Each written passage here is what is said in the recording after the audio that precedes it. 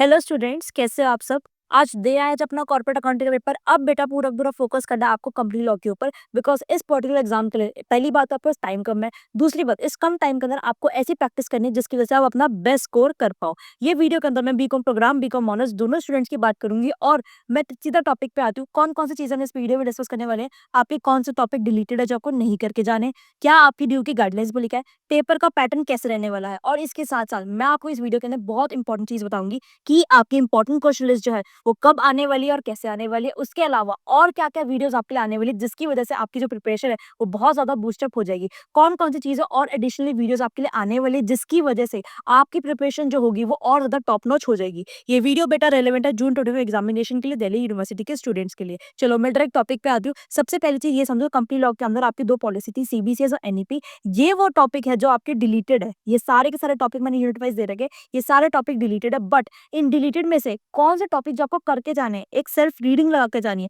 वो टॉपिक मैंने हाईलाइट कर रखे हैं, which is audit committee, prohibition insider trading, CSR committee and चौथा है आपका लिक्विडेटर। ये चार वो टॉपिक है जिसकी आपको सिंपल एक प्लेन रीडिंग जरूर लगा के जानी है। हो सकता है आपके एग्जामिनेशन में पूछे जा सके। बट ये जो टॉपिक एडिशनली मैंने आपको लिख रखे सारे टॉपिक आपके डिलीटेड, आपको बिल्कुल भी इनको प्रैक्टिस या पढ़ना भी नहीं है। डन।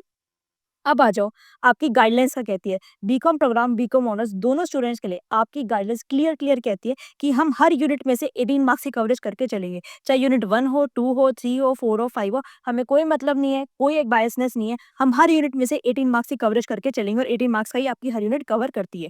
देन अब आ जाओ आपकी मार्क्स की बाइफर्केशन के ऊपर, बिकॉज ये जो चीज़ आपके लिए बहुत बहुत ज्यादा इंपॉर्टेंट बनने वाली है कि हम 18 नंबर में से मेरे से कौन कौन से टॉपिक पूछे जाएंगे। जैसे मैं आपको फॉर एग्जाम्पल यूनिट 1 की बात करूँ तो यूनिट 1 के अंदर 9 मार्क्स में आपसे सिर्फ कंपनी का meaning, characteristics, lifting of corporate wealth, overview and administration of company law, इसी के बारे में पूछा जाएगा। विच मींस आप पर्टिकुलरली डिसाइड कर सकते हो कि कितने टॉपिक करने के बाद मेरे कितने मार्क्स सिक्योर हो रहे हैं। फॉर एग्जाम्पल आप देखो, formation of company, promoter, legal position, incorporation, online company registration. अगर ये टॉपिक करोगे तो इन टॉपिक में से आपसे 6 मार्क्स का पूछा जा सकता है। However, अगर आप ये वाले टॉपिक्स करोगे आपसे 12 मार्क्स का पूछा जा सकता है। अगर यूनिट 4 की अगर मैं बात करूँ तो यूनिट 4, अगर 3 की भी बात करूँ तो 3 की बात में अलॉटमेंट, फोर फीचर, इसो, bonus, further issue, buy back, ये सारे टॉपिक करने में आपकी 12 मार्क्स की कवरेज होती है। So that you can decide on your own कि आपको कौन सा टॉपिक पहले करके जाना है जिसकी वजह से आपकी बाइफर्केशन के हिसाब से आपके बेस्ट मार्क्स स्कोर हो। तो आप एक काम कर सकते हो, 1 सेकंड अगर आपको चाहिए तो आप इस चीज का स्क्रीनशॉट ले लो आपको, ताकि फर्दर अंडरस्टैंडिंग में काम आए। ठीक है, स्क्रीनशॉट ले लो इसका, एक बार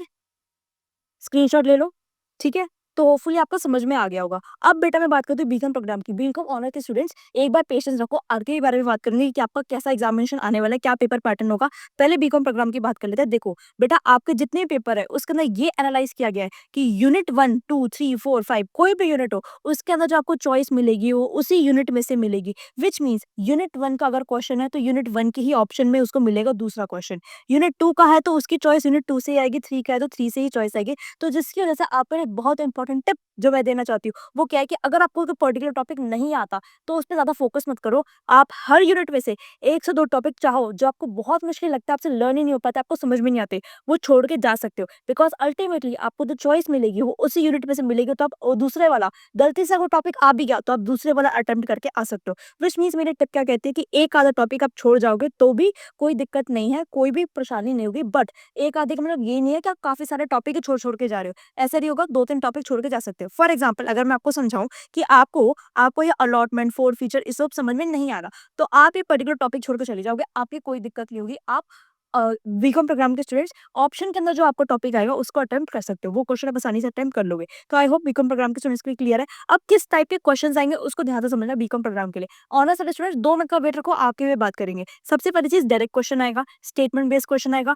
डिफरेंस बिटवीन का क्वेश्चन आएगा, शॉर्ट नोट्स आएंगे। बट आपके लिए कोई भी केस स्टडी बेस्ड क्वेश्चन जो है, मैंने प्रीवियस ईयर के एनईपी पेपर को एनालाइज किया है, प्रीवियस ईयर में कोई भी case study based question BCom programme में नहीं पूछा गया है। विच मीन्स हम इस पे कम भी फोकस करेंगे तो चलेगा। बट स्टिल मेरा सजेशन क्या है, आपको एक ओवरव्यू जरूर लेके जाना चाहिए कि इन केस आ गया तो कोई दिक्कत नहीं है, जैसे आएगा नहीं, इन केस आ गया तो कोई दिक्कत परेशानी आपको नहीं होनी चाहिए। बेटा ये सारा का सारा एनालिसिस जो है मैं आपके पास्ट ईयर के एनईपी पेपर को एनालाइज करने के बाद बता रही हूँ। दूसरी चीज़, अब बच्चे कहेंगे मैम मैं केस स्टडी कैसे करूँ? आपने तो कह दिया एक आधा पढ़ के देख लेना। बेटा जो मैं आपको इंपॉर्टेंट क्वेश्चन लिस्ट करवाऊँगी, उसके अंदर आपकी कवर होगी, आप वो भी कर लोगे तो आपके लिए मोर देन सफिशिएंट है। अब आप बात करते हैं बीकॉम प्रोग्राम के स्टूडेंट्स के लिए, बीकॉम ऑनर्स के स्टूडेंट्स के लिए, बीकॉम प्रोग्राम के स्टूडेंट्स आपकी लिस्ट कब आने वाली है और क्या वीडियोज़ आपके लिए मिलने वाली है, वो मैं आपको वीडियो के एंड तक बताती हूँ, तो वीडियो को एंड तक बने रहना, ठीक है? अब बात करते हैं बीकॉम ऑनर्स स्टूडेंट के लिए। बेटा आप देखो, आप ऑनर्स के स्टूडेंट्स हो, तो एक लेवल आपके लिए हमेशा टफ ही रहेगा प्रोग्राम के स्टूडेंट्स के कंपैरिजन में। तो बेसिकली आपको आपके लिए सबसे बड़ी चीज़ क्या है, आपको कोई भी चॉइस जो होगी, वो रैंडम यूनिट्स में से दी जाएगी। मतलब यूनिट 1 का अगर क्वेश्चन है,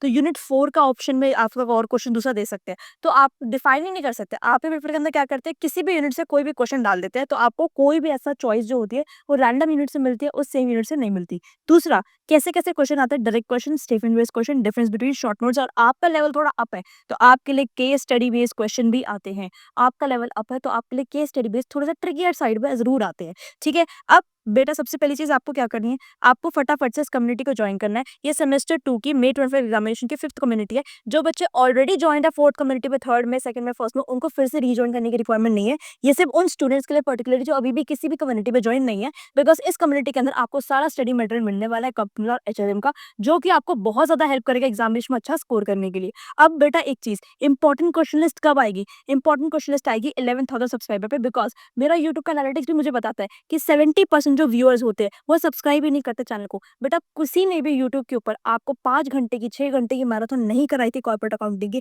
जितने एफर्ट के साथ मैंने आपको कराई थी, ताकि वो कॉन्फिडेंस जो है वो बूस्ट अप हो। और ना करते हुए आपकी थ्योरी जो है वो मैच हुई थी। 90-95% तक आपकी पूरी-पूरी थ्योरी जो है वो मैच हुई थी। और उसके बाद और भी क्वेश्चन है, वो एनालिसिस वीडियो में आपके लिए बहुत जल्दी लेकर आने वाली हूँ। बट अगेन मैं आपसे एक रिक्वेस्ट करती हूँ कि आप चैनल को सब्सक्राइब करो। चैनल को सब्सक्राइब करने के बाद ही मुझे मोटिवेशन मिलता है कि मैं आपके लिए अलग-अलग तरीके की वीडियो ला के दूँ। अब सुनो मेरी बात, केस लॉ की वीडियो, मैम केस लॉ कहते हैं, केस लॉ भी तो रिकॉर्ड करने होते हैं, जिसकी वजह से आपके आंसर की प्रेजेंटेशन इंप्रूव होती है। Case law, Salomon versus Salomon, इरबन versus great finger consolidated limited, डिंगस्ट्रा मनी पटेट, सारे वो केस लॉ है जो कि आपके कोलिफ्टी और कॉर्पोरेट वेल डॉक्ट्राइन से रिलेट करते थे। याद आ रही है क्वेश्चन आप? और भी बहुत सारे केस लॉ है, उसकी केस लॉ की video plus important section list की वीडियो, कि भाई सेक्शन में कोट करके आऊंगी, गलत नहीं कोट करना, पर कोट करके आऊंगी तो मेरे मार्क्स ऑफ कोर्स इंक्रीज होंगे। वो वीडियो आपको कल मिल जाएगी। हम टॉप नॉच प्रैक्टिस करेंगे अपनी कंपनी लॉ के एग्जामिनेशन के लिए। आपको कुछ नहीं करना, आपको कनेक्टेड रहना व्हाट्सएप कम्युनिटी पे, यूट्यूब चैनल को सब्सक्राइब करके रखना, ताकि जो भी अपकमिंग वीडियो आपके लिए आने वाली है, आप सबसे पहले उसका बेनिफिट उठा पाओ।